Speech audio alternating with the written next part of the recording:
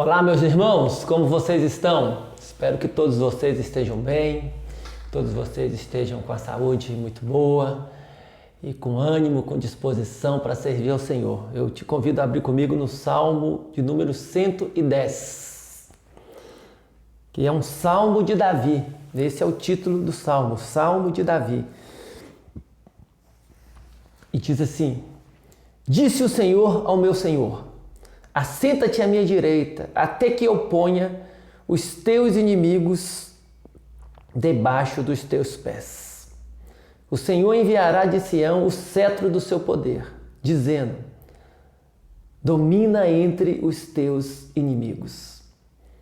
Apresentar-se-á voluntariamente o teu povo no dia do teu poder, com santos ornamentos, como orvalho emergindo da aurora, serão os teus jovens.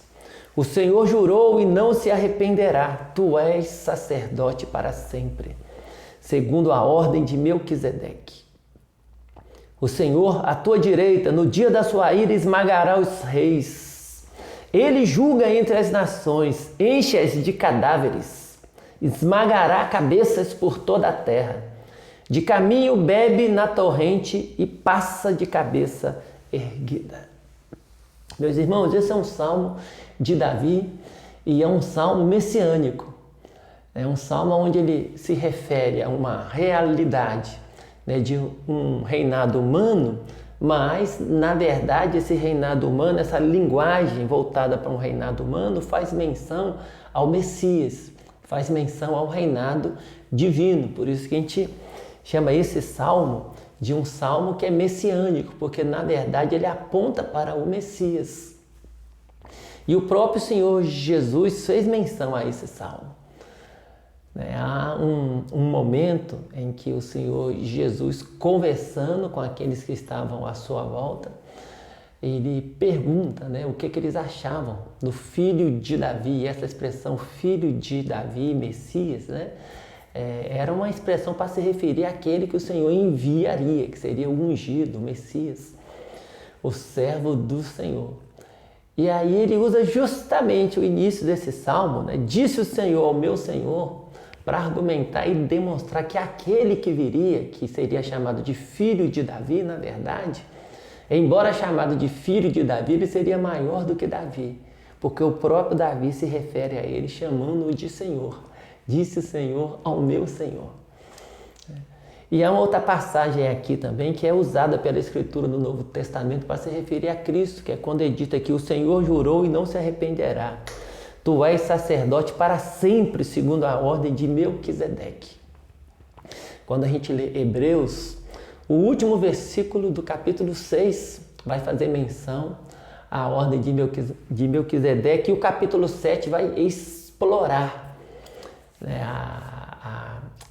essa ideia que é representada pela aparição de Melquisedeque lá no Antigo Testamento, no capítulo 14 do livro de Gênesis, ou seja, a aparição dele, o que representava ele ali, quando ele sai ao encontro de Abraão, quando Abraão está voltando vitorioso de uma campanha militar.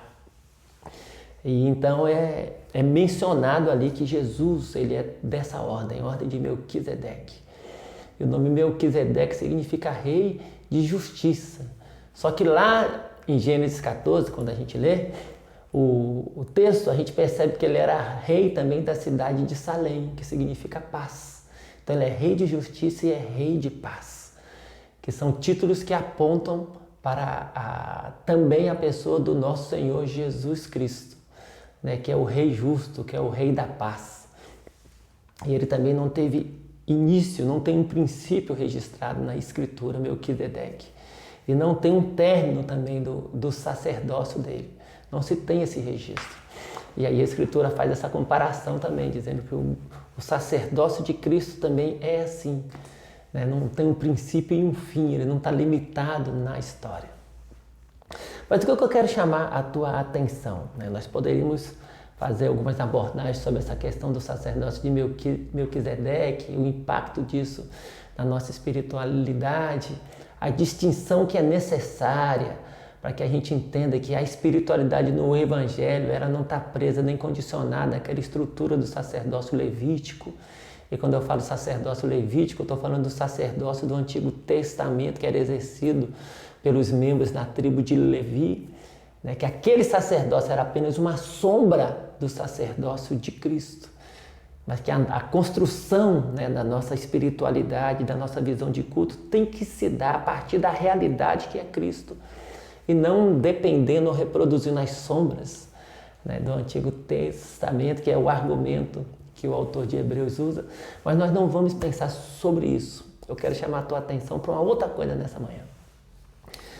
Esse salmo aponta para o Messias como aquele que era o Senhor. E é sobre isso que eu quero que você pense um pouco. O texto é muito claro, né? Disse o Senhor ao meu Senhor: assenta-te à minha direita, até que eu ponha os teus inimigos debaixo dos teus pés. Aí diz: o Senhor enviará de Sião o cetro do teu poder, dizendo: domina entre os teus inimigos. A linguagem do Salmo, nós já o lemos aqui há alguns minutos atrás, toda ela aponta para uma realidade de autoridade, de domínio do Messias. E o Messias é o nosso Senhor Jesus Cristo. E a pergunta então para você nesse dia é: como que você se comporta diante da autoridade de Cristo? O nosso tempo gosta muito de falar sobre Deus e de pensar sobre Deus, sempre numa perspectiva de um Deus que ama, de um Deus que cuida da gente, de um Deus que quer o nosso bem, mas de um Deus que exige pouco ou quase nada. De um Deus que é muito compreensivo, que tem um amor extremamente compreensivo, que está sempre relevando os nossos pecados, a nossa desobediência, que Ele entende, que Ele é Deus perdoador, etc. e tal. E há uma boa parte de verdade nisso que eu acabei de falar. Porque Deus é Deus de graça, é Deus de bondade, é Deus de misericórdia, é Deus de compaixão, é Deus que de fato nos perdoa. E nos perdoa os pecados mais absurdos aos nossos olhos. Né? Aqueles pecados que a gente olha para eles e fala: gente, como é que eu fui capaz de fazer isso? Né? Como é que eu fui capaz de me entregar a isso? E Deus perdoa, sim, é verdade. Mas isso não elimina a verdade de que Deus é o Senhor do universo, é o Senhor da minha vida, é o Senhor da tua vida. Isso não elimina o fato de que o Senhor Jesus é o Rei dos Reis e tem que reinar na minha vida e na tua. Isso não elimina a nossa responsabilidade de reconhecermos o Senhor Jesus como Rei e de nos submetermos a Ele. E nos submetermos a Ele a todo tempo e em todas as áreas da nossa vida, da nossa existência. Então, no dia de hoje, tire um tempo para poder orar. Peça a Deus para te dar discernimento, para te ajudar a enxergar, para te mostrar como que você tem vivido a vida, se você tem se submetido ao senhorio dele ou se o Senhor na tua vida tem sido você mesmo, tem sido os teus desejos, as tuas ambições, tem sido o teu coração. E tire um tempo para pensar e faça do dia de hoje um dia de mudança, um dia de arrependimento, um dia de mudança de postura e um dia para assumir um compromisso diante do Senhor, de viver para a glória dele, viver em submissão à vontade dele e viver sendo guiado pela vontade dele e não pela tua própria vontade. Paulo escrevendo aos Coríntios, na segunda carta, capítulo 5, a partir do versículo 14, ele vai dizer o seguinte, que o amor de Cristo nos constrange, julgando nós isso, que um morreu por todos, logo todos morreram. E ele morreu para que aqueles, pelos quais ele morreu e que hoje estão vivos, não vivam mais para si mesmos, mas para aquele que por eles morreu e ressuscitou. Então ele morreu para que não vivamos mais para nós mesmos, mas para ele, que por nós morreu e ressuscitou. Que Deus te abençoe, te fortaleça e te ajude a viver para ele, para a glória dele. Em nome de Jesus. Amém.